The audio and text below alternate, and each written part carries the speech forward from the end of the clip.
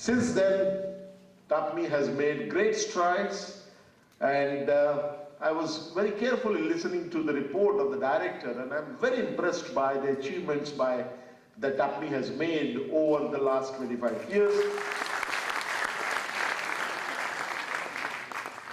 And this is culminating into a great achievement of getting accreditation from international agency AACSB, for which this would be the first management institution in our country to get this kind of international accreditation.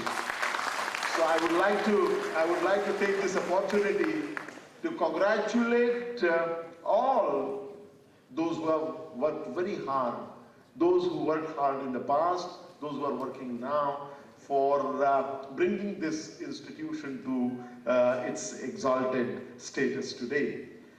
Well, friends, let me also congratulate all the graduating students today. And I want to congratulate, special congratulations to those who got special awards today, and also special congratulations to all others who allowed them to have these awards.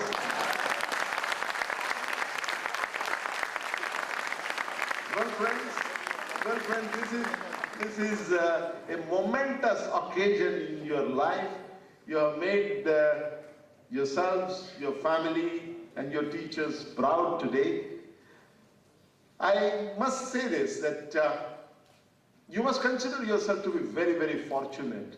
But before I talk about that, why you should consider, you're fortunate today because you are young at the right point of time in the evolution of our country. I will come to that, but since this is a management crowd, I cannot resist the temptation of telling you one of my favorite jokes about the management students.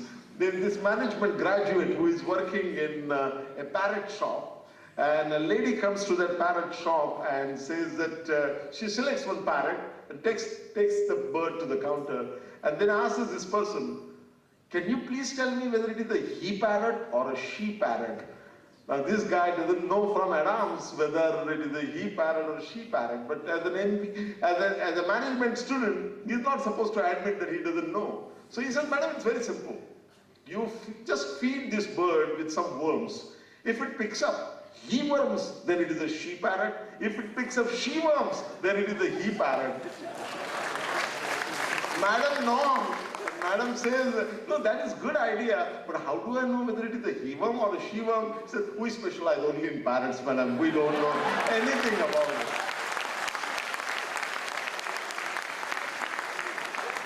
The first thing that I want to tell you, that be a problem solver, not the one who passes on the buck to somebody else. That is very, very important. Well, friends, you are really fortunate to be young at this time, because as you have all heard the talk about demographic dividend and India being a very young nation, let me give you some numbers. You know what is the average age of India today? The average age of India today is only 24. The average age of India today is 24, and by the year 2020, it would be about 29. At that point of time, 2020, the average age of the United States would be 37. The average age of China would be 37. The average age of Western Europe would be 42 or 43. And the average age of Japan would be 48. What does that tell you? That tells you that we have a tremendous advantage in having a large and growing young population. In fact, in the life of a nation, only once there is a stage comes when the country has large and growing young population. This is something that happens only once in the lifetime of a nation, and you should consider yourself very fortunate that it is happening now. And this great window of opportunity is going to be available to us for next 15 years, and it will never happen again. So it is great to be young. The reason why you should consider yourselves to be fortunate that you are young today, because this is also happening at a time when our country is marching towards becoming an economic superpower. Let's review the situation. Where do we stand as a nation, and where are we going? You are going to go out there in the world and find a place for yourself. in the times to come. So while you are at this stage, you must understand where do we stand now, where we have come from. To just give you a perspective on where we stand, as management students, you will probably better understand the metaphor of a balance sheet. So I'm going to draw up a balance sheet of what have we achieved as a nation so far and what have been our failures. And that would be giving you an assessment of where we stand today and where we are heading in the immediate future. The kind of challenges which are going to be available facing you when you go out there in the world. You know, if you look at the world has gone through many changes, but one thing which strikes me is that, you know, everybody keeps telling us that change is the only thing which is constant in life. We all know that. But what is important to understand is that all over the world, the pace of change has greatly accelerated. And this process started in 1991. I consider 1991 as an important turning point in the global economy. What happened in 1991? Two sets of factors. One was political set of factors, and the other one was technological set of factors. The political set of factors included, you know, end of the Cold War, breaking down of Soviet Union, Berlin Wall coming down. All those changes were political changes which are taking place in the world. At the same time, that was also the time when informatics, telecommunications, and computers, these were the sectors where revolutionary changes took place.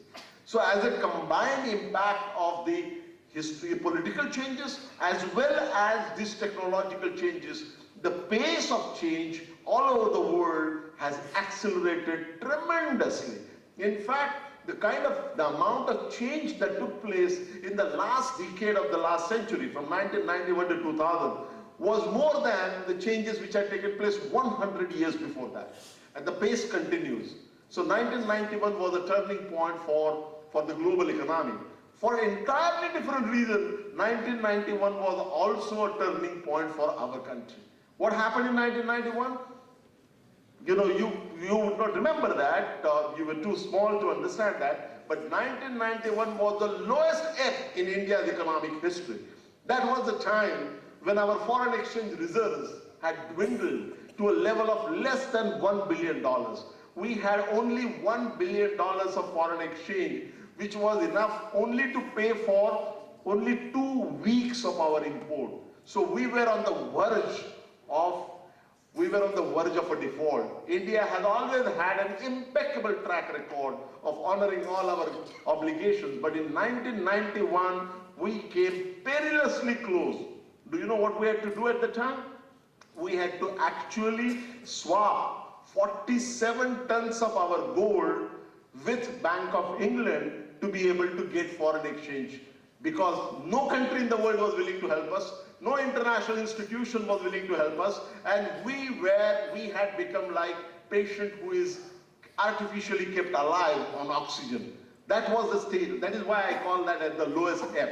But one of the greatest things about our country is that whenever there is a crisis, we all become one. And when we all become one and address that, then we convert the crisis into an opportunity. That is exactly what we did in 1991. 1991 gave us an opportunity to change our policy stance completely. And whatever, there was a lot of talk about the socialistic pattern of society and all that, but all that came to a knot that led us into a crisis. So we changed the policy stance completely and started what is called liberalization, privatization, and globalization. Please understand that that is not all of the reform, but that's a catchphrase: liberalization, privatization, globalization. That is a catchphrase used. In fact, LPG is the abbreviation.